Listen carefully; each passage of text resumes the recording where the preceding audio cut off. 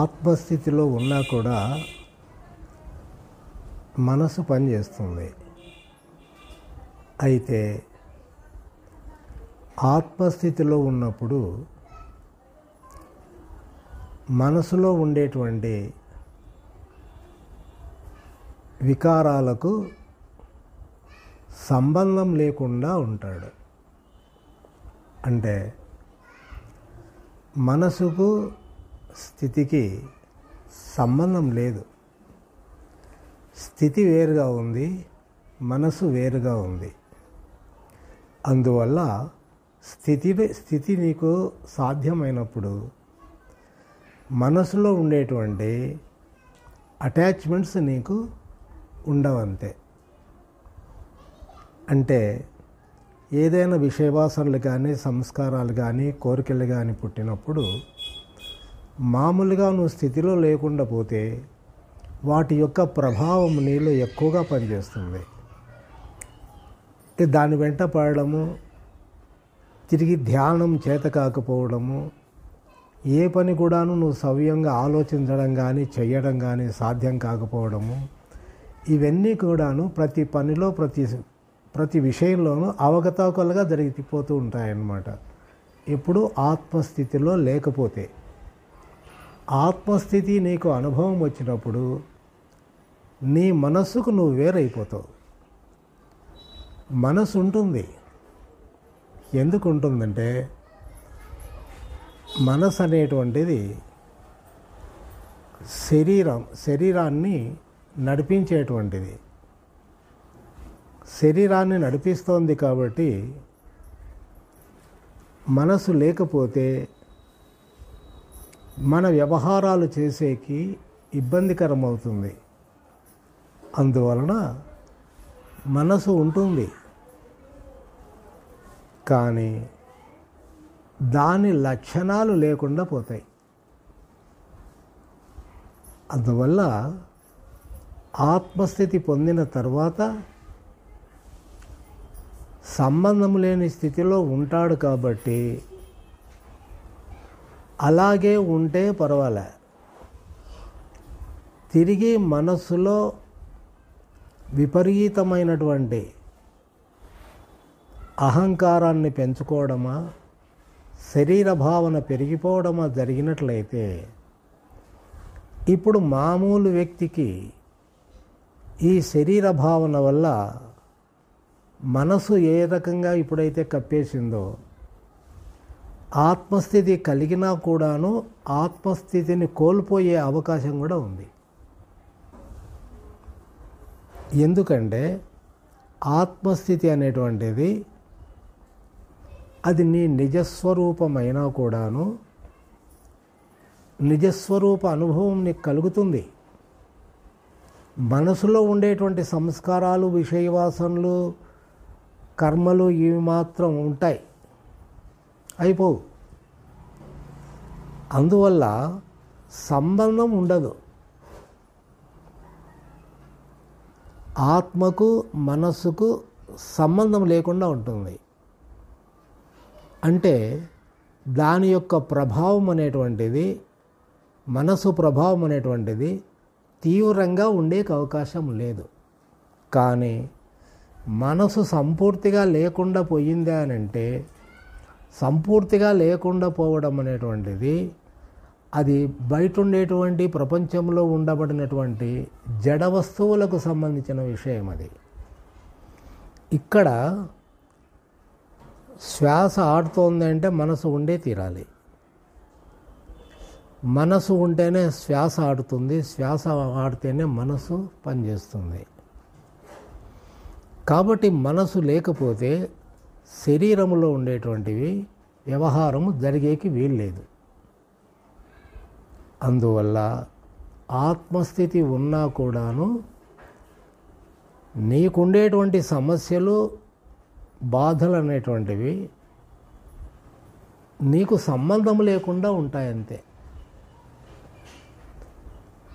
అంటే హాయిగా ఉంటావు, సుఖంగా ఉంటావు, సమస్య లేకుండా ఉంటావు. కానీ సమయం వచ్చినప్పుడు మాత్రం వాటిలో ఉండేటువంటి తీవ్రత పెరిగినప్పుడు అది కప్పేక అవకాశం ఉంటుంది. అది తిరిగి కప్పింది అంటే అక్కడ మళ్ళా మరుపు వచ్చేకి నీకు అవకాశం ఏర్పడుతుంది. భగవాన్ చెప్పినది అదే. ఆత్మస్థితి అనేటువంటిది అరుణాచలంలో కానీ భగవాన్ సమక్షంలో కానీ అతి సులభంగా లభిస్తుంది, ఎవరికైనా లభిస్తుంది. అందువలన రమణాశ్రమంలోనూ గిరి ప్రదక్షిణలోనూ నాకు చాలా ప్రశాంతంగా నిర్మలంగా ఉంది అని ప్రతి ఒక్కరు అంటున్నారు. అంటే ప్రతి ఒక్కరిలో ఆత్మానుభవం కలిగి ఉంటుంది, అనుభవం కలిగి ఉంటుంది. ఆత్మస్థితి అంటారు దాన్ని. దాన్ని కలిగిన తర్వాత మళ్ళా ఎక్కువ పని ఉంది. ఆ పని ఏంటంటే ఆ ఆత్మస్థితి లభించినప్పుడు నీకు శక్తి తోడవుతుంది. ఆత్మస్థితి లభించకపోతే నీ స్వప్రయత్నంతోనే అన్నీ చేస్తూ పోతుంటావు కాబట్టి ఎటు దిక్కుతోచని పరిస్థితి ఏర్పడుతుంది మనిషికి. ఇప్పుడు ఆత్మస్థితి లభించింది కాబట్టి మనసుతో విషయాలతో సంబంధం లేకుండా ఉంటావు కాబట్టి ప్రశాంతంగా నీ పని నువ్వు వ్యవహారం జరుగుతూ పోతూ ఉంటుంది. తిరిగి నీకు తీవ్రమైనటువంటి కోరికలు కానీ దోషాలు కానీ అంటే మనసుకు తీవ్రమైనటువంటి ఏవైనా సంభవిస్తే ఆ తీవ్రత అనేటువంటిది ఆత్మస్థితిని కప్పేస్తుంది. అప్పుడు వెంటనే మనం మేల్కోకపోతే ఆ కప్పివేయడం అనేటువంటిది పెరిగిపోతూ వస్తుంది. ఇప్పుడు అది కొంచెం గ్రహించాలి అంటే నీవు అరుణాచలానికి పోయి 1 సంవత్సరం పోలేదనుకో, ఫస్ట్లో అక్కడికి పోయి వచ్చిన తర్వాత నీ యొక్క స్థితి ఏ రకంగా ఉంది, నీ మనస్తత్వము, నీ అనుభవము అనేటువంటి దాన్ని చూసుకుంటే సంవత్సరం తర్వాత పోయినావంటే ఎక్కువ కప్పేసి ఉంటుంది. అంటే ఫస్ట్లో నీకున్నటువంటి శాంతి, ఆ నిర్మలత్వం అనేటువంటిది ఉండదు. ఎందుకు ఉండదంటే అక్కడ వచ్చినప్పుడు ఆత్మస్థితి లభించినప్పుడు మనసు వేరై ఉంటుంది, బాగుంటుంది. కానీ అది వేరైందే కానీ నాశనం కాలే కదా. అదే భగవాన్ అనేది. ఆత్మస్థితి లభించినంత మాత్రాన ఆత్మసాక్షాత్కారం కాదు అన్నాడు. ఎందుకంటే అప్పుడు నువ్వు చూసుకోవాల్సింది ఆత్మస్థితి అనుభవాన్ని కాదు. నేను ఎక్కడ బలహీనంగా ఉన్నాను, ఎక్కడ నేను లొంగిపోతున్నాను, ఎక్కడ స్థితికి దూరం అవుతున్నాను అనేటువంటి దాన్ని దృష్టిలో పెట్టుకోవాలి. పెట్టుకొని దానిలను తీసేసుకోవాలి. అంటే ఇంతకుముందు నువ్వు తీసేసుకునేటువంటి ఛాన్సే లేదు. ఇప్పుడు మనస్సుకు నువ్వు వేరైనావు కాబట్టి అది తీసేస్తుంది. లేదు నువ్వు ప్రయత్నం చేసినావు అనుకో, నీ ప్రయత్నానికి ఆ శక్తి సహకరిస్తుంది. కాబట్టి ప్రయత్నం చేయాలి అంటే నువ్వు విచారణ చేయాలి. ఇక ఆత్మస్థితి లభించింది కాబట్టి శరణాగతి చెందాలి. ఆత్మస్థితి లభించినప్పుడు సంపూర్తిగా శరణాగతి చెందితే అది పూర్తిగా కాల్చేస్తుంది. అలా శరణాగతి చెందలేకపోతే ఇంకా నీకు మిగిలినది ప్రయత్నమే. మనసులో విషయవాసనలు సంస్కారాలు ఉన్నాయి కాబట్టి ఖచ్చితంగా నువ్వు ప్రయత్నం చేయాల్సిందే.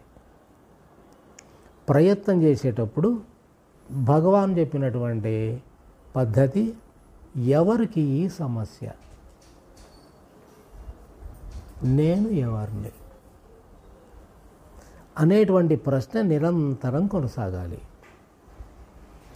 ఆ రకంగా కొనసాగితే లోపల నీకు అనుగ్రహం పనిచేస్తుంది కాబట్టి దాని సహకారంతో నీ స్వప్రయత్నముతో నీకు నువ్వే ప్రశ్నించుకుంటున్నావు కాబట్టి అంతర్ముఖంలోకి వెళ్తావు.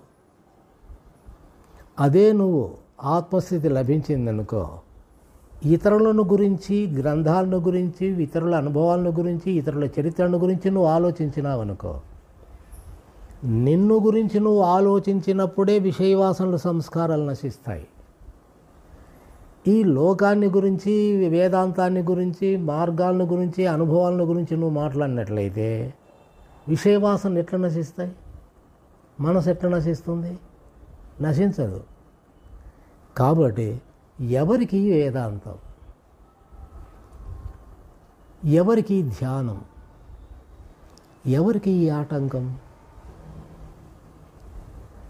ఆత్మస్థితి అనేది ఉంది, మరి నాకు ఆ అనుభూతి కలగలేదు అంటే ఎవరికి అనుభూతి కలగలే?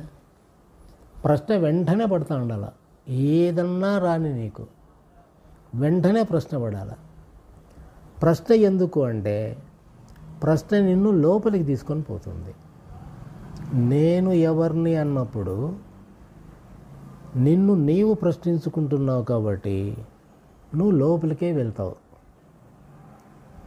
నిన్ను ప్రశ్నించుకోకుండా నువ్వు ఎవరు అనేటువంటిది నేను తెలుసుకునేకి ప్రయత్నం చేస్తే ఇది విషయాలని, లోక జ్ఞానాన్ని, ఇంద్రియాల యొక్క ప్రభావాన్ని పెంచుతూ పోతుంది. ఇతరము అనేటువంటిది ఏది ఉన్నా సరే అది విషయ జ్ఞానాన్ని పెంచుతూ పోతుంది. నీలో ఉండేటువంటి ఆత్మస్థితికి అడ్డు ఎక్కువ అవుతూ వస్తుంది. అందుకోసమే నిన్ను నీవు ప్రశ్నించుకో, నేను ఎవరిని? ఇప్పుడు సమస్య ఎవరికి వచ్చింది? ఇతరులకు కాదు కదా, మీ వాళ్ళకు కాదు కదా. సమస్య వచ్చినది నీకు వచ్చింది కాబట్టి నువ్వు ప్రశ్నించుకున్నప్పుడే నీ సమస్య పోతుంది. ఇతరుల గురించి ప్రశ్నించినప్పుడు నీ సమస్య ఎట్లా పోతుంది? పోదు.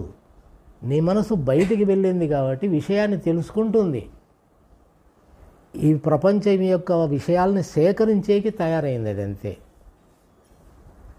ఆ రకంగా సేకరిస్తూ పోయినప్పుడు అది భ్రష్టు పడుతుందే కానీ దానివలన నీకు స్థితి వచ్చేకి అవకాశం లేదు. కాబట్టి స్థితి ఉంది, మనస్సే ఆటంకం. మనసులో ఏమున్నాయి? విషయవాసనలు, సంస్కారాలు, కర్మలు ఉన్నాయి కాబట్టి అవి పోవాలి. అందుకోసం ఎవరికి ఈ సమస్య అంటున్న వెంటనే నీకేమనిపిస్తుంది? నాకే కదా ఉండేది సమస్య, వేరే వాళ్ళకి ఎట్లుంటుంది? ఎవరికి సమస్య అని ప్రశ్నించుకున్నప్పుడు నాకు అని సమాధానం వస్తుంది. నాకు అని సమాధానం ఎప్పుడైతే వచ్చిందో ప్రశ్న వచ్చింది, సమాధానం వచ్చింది. ఇంకా నువ్వు విచారణ చేయలేవు. విచారణ అంతటితో అయిపోయింది. ప్రశ్న వేసుకున్నప్పుడు నీకు సమాధానం వచ్చిందంటే అది విచారణ జరగదు ఇంకా. ఎందుకంటే ఇది స్పీకర్ అని నాకు తెలిసింది. స్పీకర్ అని తెలిసిన తర్వాత నేను ప్రశ్న చేసి తెలుసుకోవాల్సిన అవసరం నాకేముంది? తెలుసు కదా. కాబట్టి నేను ఎవరిని అని ప్రశ్నించుకున్నప్పుడు నీకు సమాధానం లేదు. నువ్వు ఎవరైంది తెలియదు. ఎందుకు తెలియదంటే నీకు తెలిసినది శరీరము నేను అని, మనసు నేను అని. ఈ రెండు కూడాను మాయా భ్రాంతి, శరీర భావన వల్ల, మనోభావన వల్ల వచ్చినాయి కాబట్టి నీకు ఏమీ తెలియదు అని అర్థం. అంటే దైవత్వం అనేటువంటిది తెలియదు. ఇప్పుడు ఆత్మానుభవం కలిగినప్పుడు పూర్తి కాలేదు కాబట్టి ఈ సంస్కారాలు నశించాలి అంటే ప్రశ్న వేసుకోవాలి. ఎవరికి సమస్య? ఎవరికి సమస్య అంటానే లోపలికి వెళ్తుంది. నాకే కదా అనేటువంటి సమాధానం సడన్గా వస్తుంది. వచ్చినప్పుడు వెంటనే నీ దృష్టి మనసును కానీ శరీరాన్ని కానీ చూడాలి. అంటే శరీరము నేను కాదు, మనసు నేను కాదు. మరి నాకు సమాధానం అని అంటాడా? శరీరము నాదైతే నాకు అంట, మనస్సు నాదైతే నాకు అంట. రెండూ నేను కానప్పుడు నాకెట్లయితుంది ఆ సమస్య? శరీరమా లేకపోయా, మనస్సు లేకపోయా, మరి సమస్య ఎవరికి? ఇంకా ఎవరికి అన్నప్పుడు అలా సమాధానం లేదు. సమాధానం లేదు కాబట్టి అది అంతర్ముఖం అవుతుంది. సమాధానం లభించిందంటే బయటికి పోతుంది. ఇంకా ఆన్సర్ వచ్చింది కదా, తెలిసిపోయింది నీకు.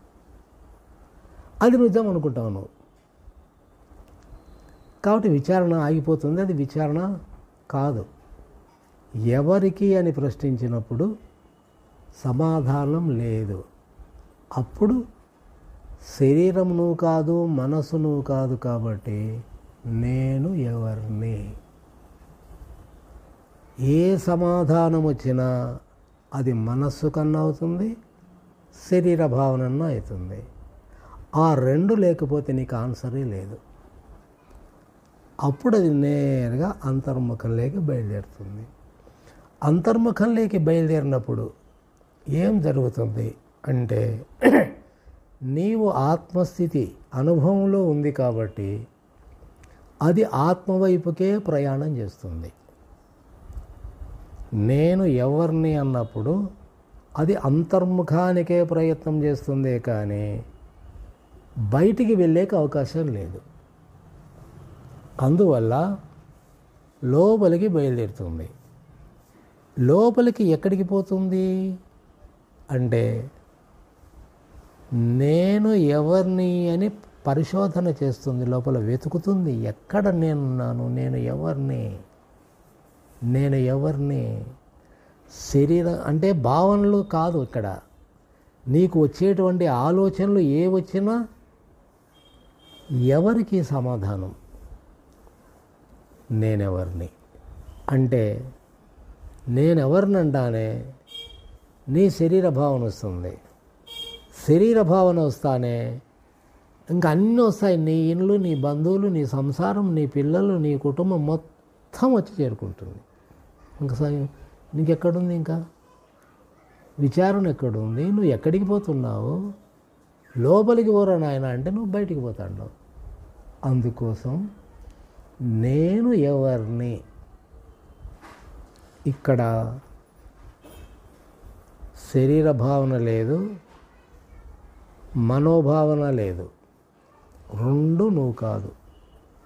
మరి నేను ఎవరిని అన్నప్పుడు అది అంతర్ముఖంలోకి వెళ్తుంది.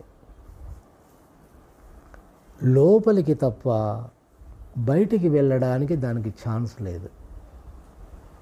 దానంతకు అది బయటికి పోలేదు. ఏదో ఒక ఆలోచన ఏదైనా ప్రపంచానికి సంబంధించినటువంటిది వచ్చినప్పుడు మాత్రమే అది బయటికి పోతుంది. అది ఏది దానికి ఆధారం లేనప్పుడు అది నేరుగా లోపలికి పోతూ ఉంటుంది. ఆ లోపలికి పోయేటప్పుడు నీవు ఆత్మస్థితిలో ఉన్నావు. నేను ఎవరిని, ఎవరైంది నీకు తెలియలే. అప్పుడు వెతుకుతూ పోతుందన్నమాట లోపలికి. నేను ఎవరిని వెతుకుతుంది. ఏదో ఒకటి కనిపిస్తుంది, ఏదో ఒకటి అనిపిస్తుంది. లేదా చీకటి కావచ్చు, కలర్లు కావచ్చు. అప్పుడు వెంటనే ఈ చీకటిని చూస్తున్నది ఎవరు? ఈ యొక్క రంగులను చూస్తున్నది ఎవరు? నేను ఎవరిని? చూసేటోడు ఉండాడు కాబట్టి అవి కనపడతా ఉన్నాయి. కాబట్టి ఇక్కడ చూడాల్సింది, తెలుసుకోవాల్సింది అది లేదు. లోపలికి వెళ్ళిపోవాలి. నేరుగా అది లోపలికి వెళ్ళిపోతూ ఉంటుంది. ఎందుకు అంటే బయటికి వచ్చేకి బయటి ప్రపంచంలో ఉండబడినటువంటి దృశ్యాలు, విషయాలు, రూపాలు లేవు కాబట్టి సహజంగా అది లోపలికి వెళ్ళిపోతుంది. లోపలికి వెళ్ళేటప్పుడు నువ్వు దాన్ని ప్రశ్నించినావు, నేను ఎవరిని అని. నువ్వు ఎవరైంది లోపల అడ్రస్ లేకుండా పోతుంది. కాబట్టి నువ్వు ఎవరైంది తెలియకుండా పోయింది. వాస్తవంగా నేను ఎవరిని ప్రశ్నించుకున్నావు కదా, అప్పుడు వెతుకుతూ పోతుంది. ఆన్సర్ కావాలి కదా. ఇప్పుడు బ్రహ్మవీనులు ఎక్కడా అని నువ్వు అడిగినావు. 2-3 అడిగితే నాకు తెలియదు అన్నారు. ఎవరిని అడిగినావు నువ్వు? నాకు తెలుసాయా, ఈ వీధిలో ఇట్లా పోతే పెద్ద యాప చెట్టు ఉంటుంది, ఆయనలే అని అన్నాడు. అంటే సమాధానం చిక్కేంత వరకు నువ్వు అడుగుతూనే ఉన్నావు కదా. సమాధానం చిక్కిన తర్వాత అడగాల్సిన అవసరం లేదు కదా. కాబట్టి నేను ఎవరిని అని ప్రశ్నించుకున్నప్పుడు సమాధానం చిక్కితే ఇంకా ప్రశ్న లేదు. ఇప్పుడు లోపల నేను ఎవరిని అనేదానికి శరీరము నేను అనుకునేది ఆన్సర్ కాకపోయా, మనస్సు నేను అనుకుందామా అది ఆన్సర్ కాదు. మరి నేను ఎవరిని? నాకు వెలుతురు కనపడింది. వెలుతురు నాకు కనిపిస్తోంది కాబట్టి వెలుతురు నేనా? కాదు. అప్పుడు ఆ వెలుతురును చూస్తున్నది ఎవరు? దేవుడు కనిపించినాడు. ఎవరికి దేవుడు ఎవరికి కనిపించినాడు?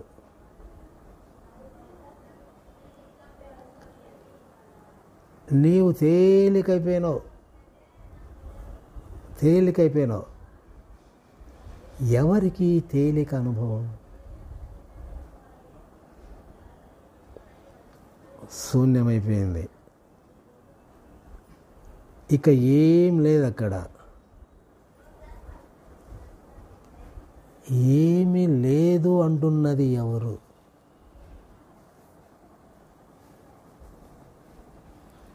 శూన్యాన్ని చూస్తున్నది ఎవరు?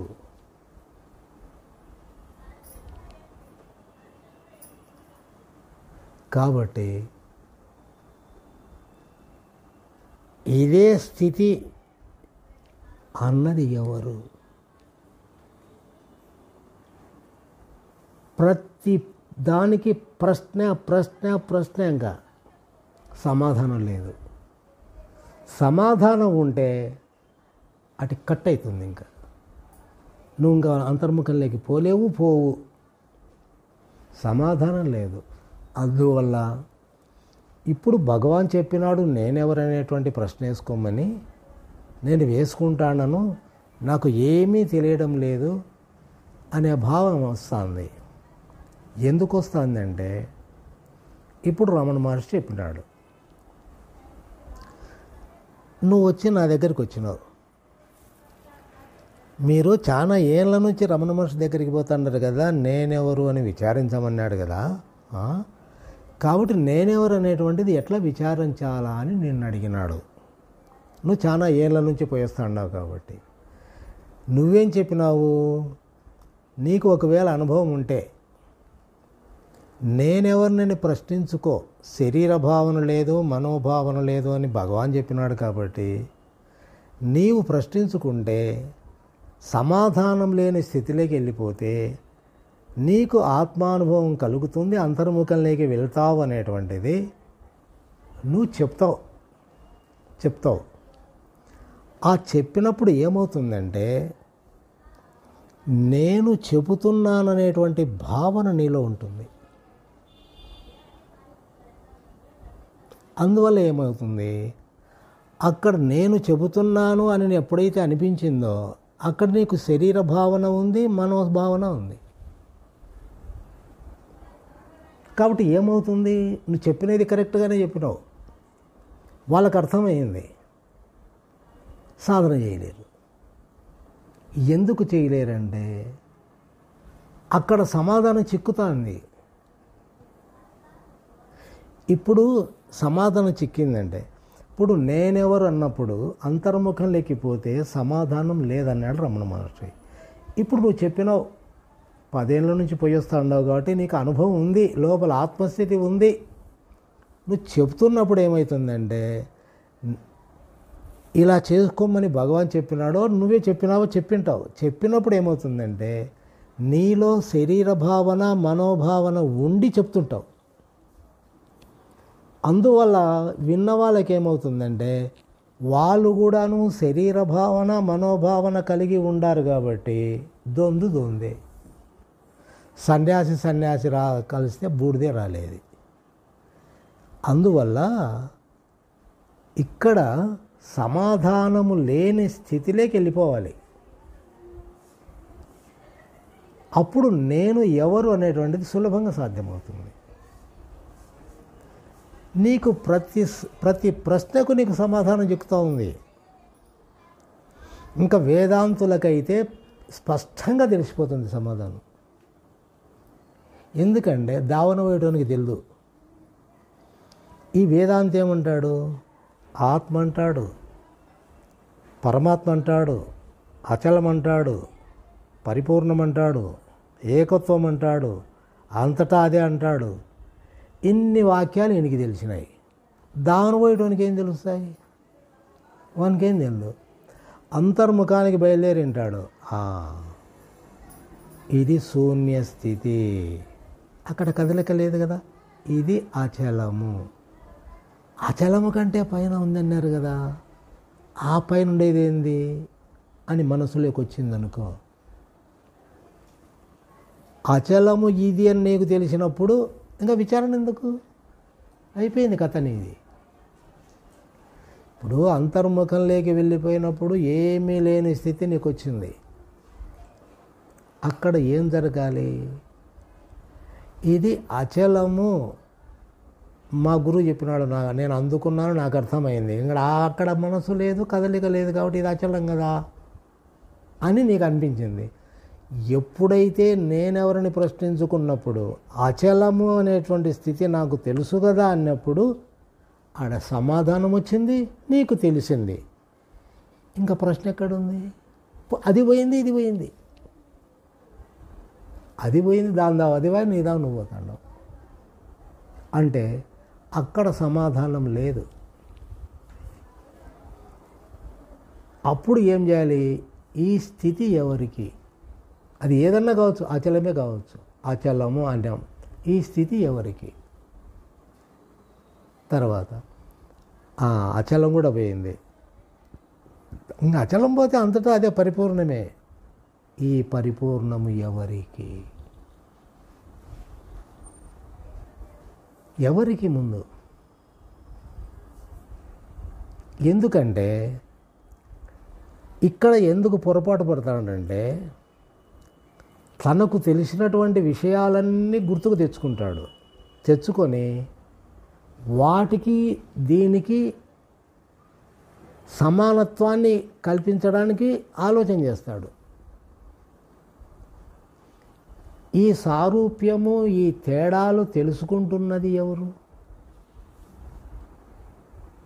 ముందు చెప్పు. నేనే కదా. నేనెవరిని, ముందు నేనెవరిని అనేది నాకే తెలియనప్పుడు ఇంకా నేను వేరే దాన్ని తెలుసుకున్నప్పుడు అది మనసు కాక ఇంకేమవుతుంది. అందుకే నేను ఎవరిని అని పర్ఫెక్ట్గా ప్రశ్న వేసుకొని ఆన్సర్ లేకపోతే నీవు ఏది నిజం అనుకున్నావో, దేన్ని గట్టిగా పట్టుకున్నావో ఆ పట్టు సడలుతుంది, అది రాలిపోతుంది, కాలిపోతుంది, రాలిపోతుంది, కాలిపోతుంది. అక్కడ నీవు సమాధానం వచ్చింది అంటే దాన్ని పట్టుకున్నావు. ఎందుకు పట్టుకున్నావు? అది నిజము, సత్యం అనిపించింది నీకు. ఇంక అయిపోయింది. నీ పని పూర్తయినట్లుగా నీ అంతరాత్మ ఒప్పుకుంటుంది, నీ మనసు ఒప్పుకుంటుంది. ఇంకా నువ్వు విచారణ చేయలేవు, ముందుకు పోలేవు. కాబట్టి ఏది సంభవించిన ప్రశ్నే పడతాడు అలా.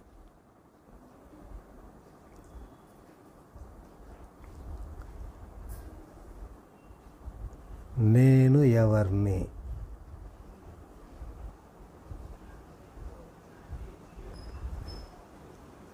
ఏదో ఆలోచన వస్తూ ఉంది. ఈ ఆలోచన ఎవరికి? నాకు.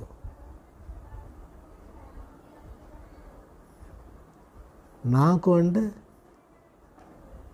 శరీరం లేదు, మనసు లేదు. నాకు అంటే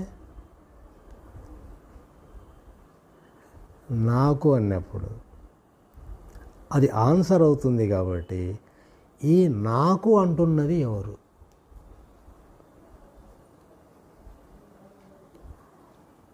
ఎవరు?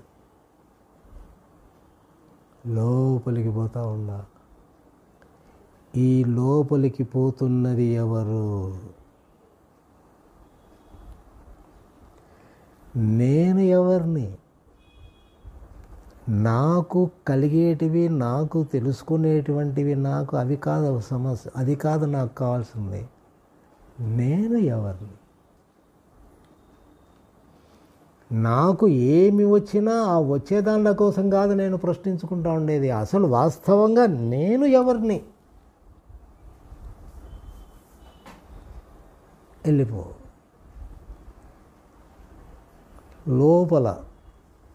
లోపలికి వెళ్తున్నావు. సంతోషం కలిగింది. ఎవరికి సంతోషం? నిరుత్సాహం కలిగింది. ఇది మనతో కాదులే.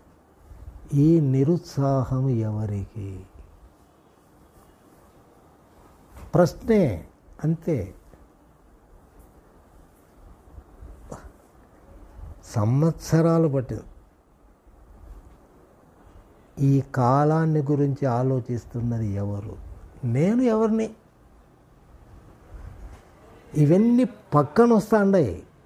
అది కాదు, నేను ఎవరిననేది నాకు కావాలి. ముందు నేనెవరు తెలుసుకోవాలి. ఇతరాన్ని తెలుసుకోవడం కాదు, ఇతరాలను అనుమతించడం కాదు, వాటిని సత్యం అనుకోవాల్సిన పని లేదు, అబద్ధం అనుకోవాల్సిన పని లేదు. ముందు నేను ఎవరిని, ఇది ప్రధానం.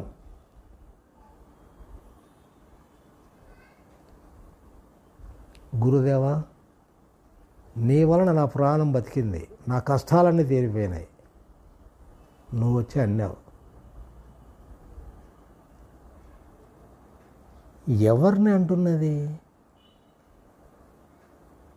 నేనెవరిని? శరీరము కాకపోతే, మనసు కాకపోతే. వాడేమంటాడు? నేనేదో చేసినానంటాడు. ముందు నేను ఎవరిని? నేను ఎవరిని అనేటువంటిది ముఖ్యం ఇక్కడ. నీకు సంబంధించినటువంటి, ఇతరులకు సంబంధించినటువంటి ఎంత గొప్ప విశేషాలైనా అది మనస్సే, అవి కానే కాదు. కాబట్టి జీవితం అంకితం చేయాల్సింది నిన్ను నీవు తెలుసుకోవడానికి. ఇప్పుడు నీకు అంతర్ముఖంలోకి వెళ్ళినావు.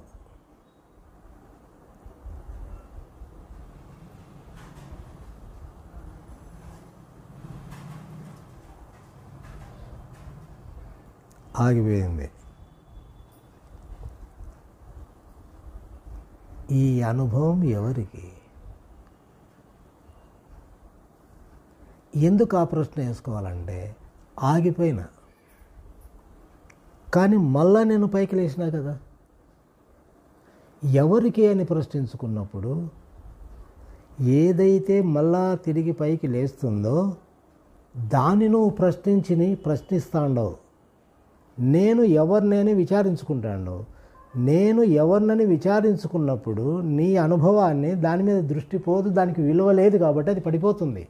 నేనెవరి మీదకే మళ్ళా దృష్టి పోతుంది. కాబట్టి ఏది కనిపించినా, ఏ అనుభవం వచ్చినా, ఏమైనా జరగనివ్వండి, అవన్నీ కానే కాదు. నేను ఎవరిని అట్లా ప్రశ్నించుకుంటూ పోతే నీ విషయ వాసనలు, సంస్కారాలు, కర్మలు ఇవన్నీ కాలిపోతూ వస్తూ ఉంటాయి. నువ్వు అంతర్ముఖంలోకి వెళ్ళిపోతూ ఉంటావు అన్నమాట. వెళ్ళిపోయేది ఎంత దూరం పోయినాను అనేటువంటిది ఇది తెలిసేది కాదు. బయట అయితే ఎన్ని మైళ్ళు పోయినామనేది మనకు తెలుస్తుంది. లోపల ఎట్లా తెలుస్తుంది నీకు? ఇంకొక విశేషం ఏంటంటే, నీవు ఎంతో లోపలికి అంతర్ముఖంలో పోయినట్లు నీకు అనిపిస్తూ ఉంది. నువ్వు లోపలికి పోలే, బయటికి పోలే.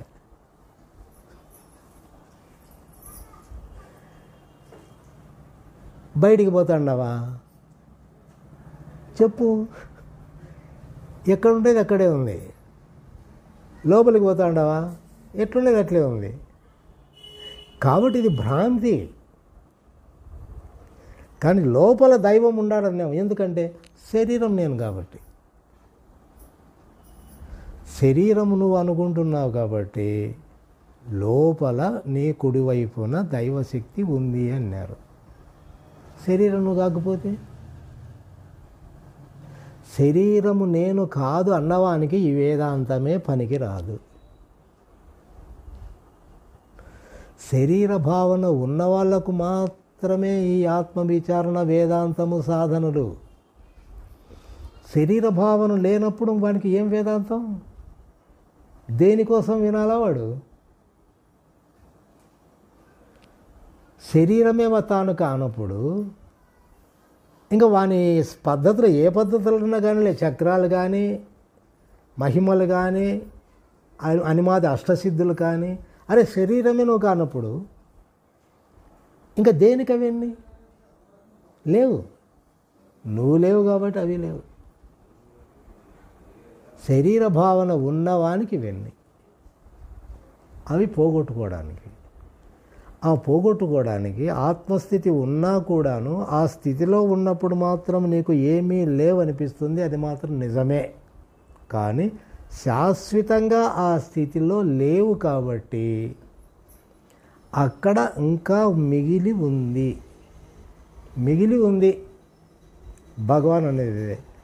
ఆత్మస్థితి నా దగ్గర